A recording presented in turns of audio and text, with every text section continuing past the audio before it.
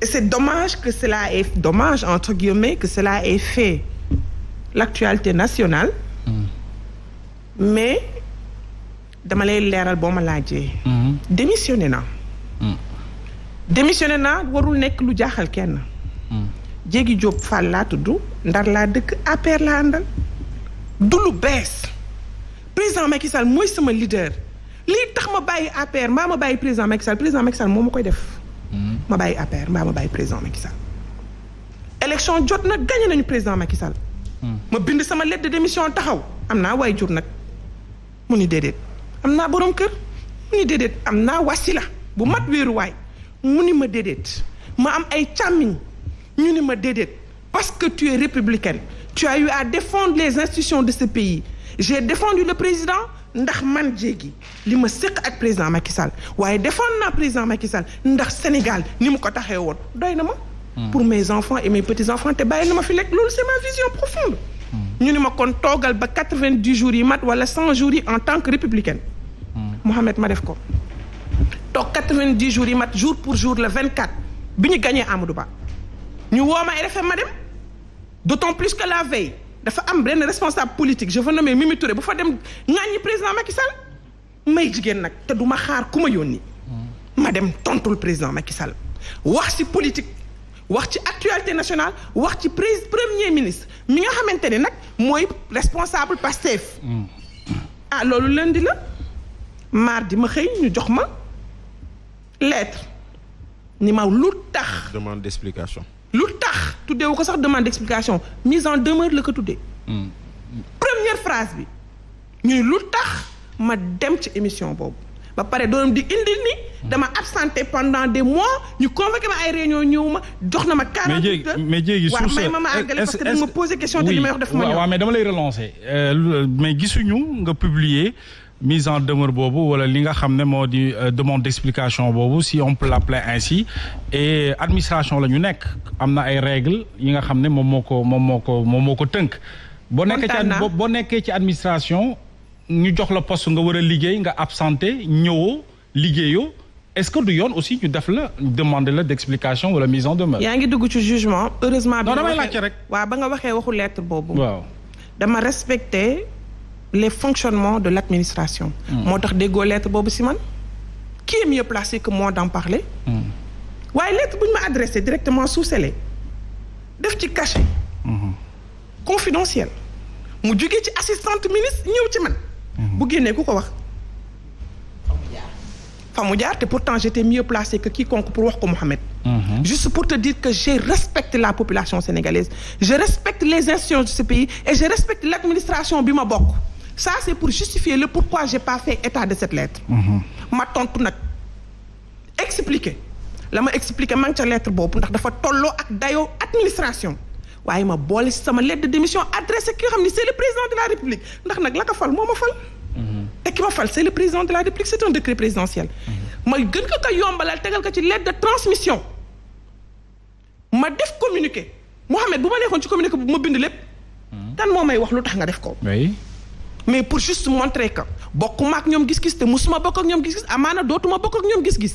bokkuma ak ñoom doxalin te du ma niroog ñoom doxalin amaana dootuma ko bokk ak moom. waaye nag je respecte les fondamentaux de cette république. Voilà pourquoi est-ce que j'ai répondu j'ai fait un communiqué gërëm sant. titré que démission de la DPS xanaa c'est mon droit le plus absolu. accepté guñu sax sama démission génne na lettre bi mu bind te nee na c'est confidentiel ndax moom moo ko wax. administration am directement ak man jóge foofu génnee ma ci groupe bi nga xamante ni c'est la coordination du ministère te gis nga sama acceptation d'émission. waaye nag Mohamed damay sant nag. te di la leeralal benn jëf. mais jéegi est-ce que c'est avéré que da nga doon toog te doo daaw da nga ma posé question si loolu laa jëm. waaw damay liggéeyi heure ñi ma doon bokkal ñi ma njëkk yor muy DPDPE. je parle sous le contrôle de mes agents. du ma tardé 6 heures du matin ndax Kër Ndiaye loo laa bokk. rawatina ba ma affaire bi jegee 5 minutes laay def dem liggéeyi léegi jam ñaaju. Mohamed feebar naa 15 jours ministre bi xam nga sax dama absenté. Mohamed yow soo nekkoon tey jii ministre de la République nga am agent mu toog 1 mois ñëwul liggéey si doo ko làqati mbaa nga càmbar ko mbaa nga lijjanti ko ngay bàyyi ba mu dem defi RFM matin nga ni yaa ngi koy laaj demande d'explication. loolu c'est la première chose. La deuxième chose, les conditions dans lesquelles je travaillais du fii laa koy faram-fàccee waaye su ma ko waxee nga xam ne am na lu tax. La troisième chose mooy dama nangu li ma doon nangu au nom d'être une républicaine di xaar 90 jours yi mat waa léegi man naar yaa ngoo quel est le problème. Quel est le problème? J'étais à un poste qui m'a fa teg ma di ko sant di ko gërëm parce qu'il m'a donné au moins l'opportunité de participer à la vie de mon pays ne serait-ce que 2 secondes. ma liggéey li ma war a liggéey ma gis ni man mii li ñu may woo réunion politique wala ñi nga xamante ni sax ay militants lañu nga bëgg leen jox agrément au nom de direction bi ma yor nga ni jéegi kaay fekkee loolu fekkeewu ma. wala nga ni da ngay xeex ak Aïda Mbodj. mais dara motivé wul. da ngay xeex ak Aïda Mbodj nga ni da ngay dem Bambey. di organiser manifestation ci salle boo xam ni 150 personnes ñoo fa ne nga ni da nga fay génnee 1 milliard te nga ni da ngay jubbanti njëkkee ci sa base financement 1 milliard ci ñoo xamante ni ñun reconnaître ñu leen suñu ministère tant que amuloo agrément pour ñu mën la woowee agent de l'économie sociale et solidaire acteur loolu amul nga ni mën naa ko fekkee daw ma. waaw d'accord non mais et je l'assume. waaw d'accord mais leneen lu may laaj pour ñu avancer ci loolu jéegi est-ce que aujourd'hui problème ci foofu nga doon liggéeyee njëkkewul ci au temps du président Macky Sall ba nga fa nekkee. ndax amoon nga les liens yi nga xam ne yu am solo la par rapport ak ñi nga xam ne ñoo sa ay collaborateurs ya nekkoon ci ministère yooyu noonu est-ce que mbir yi itam dara motivé wu la par rapport ak décision bi nga jël sur le plan politique parce que xam nañu ne ñu ngi jëm ci ay échéances est-ce que politiquement amul la motivé ba nga def démission bi ak surtout ni nga koy argumenter. Mohamed dama bëgg wax ji gis nga su ma si tontoo dootuma si waxaat parce que je ne suis pas le centre du monde et j'ai horreur quand même d'avoir des débats qui parlent de ma personne pendant un bon bout de temps c'est pas agréable du tout. Ça c'est la première chose. La deuxième chose que je tiens à te dire Mohamed. Moi, Diégui Diop, quand tu me regardes, tu sais que je suis une femme qui est libre d'esprit. Je pense que j'ai eu à le démontrer plus d'une fois. Mes combats politiques, je les ai assumés. Et j'ai fait mes combats fii ci biir dëkk bi ak fa ma dëkk Ndar. Mohamed, bu fekkee dafa am échéance politique yu ñëw yëgaguma ko. waaye bu ñëwee itam la ma ca war dinaa ko def.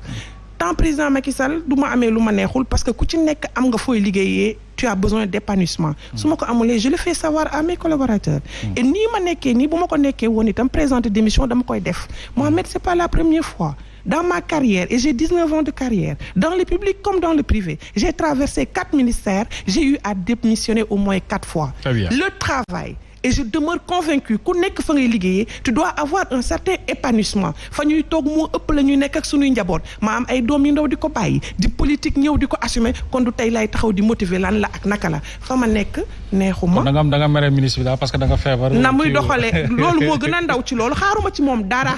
mais est-ce que andi woon nga certificat médical. bien sûr xam ne mën naa ko génnee léegi bu ci nekk nag. très bien allez mën nañ jàll. mais la mise en demeure est à la base aujourd'hui de ta démission. absolument xam nga lu tax. am kan moo may seetal bët parce que dama déglu nga ne da nga dem RFM. waaw. da nga absenté lu yàgg. lundi non absenté wu ma lu yàgg.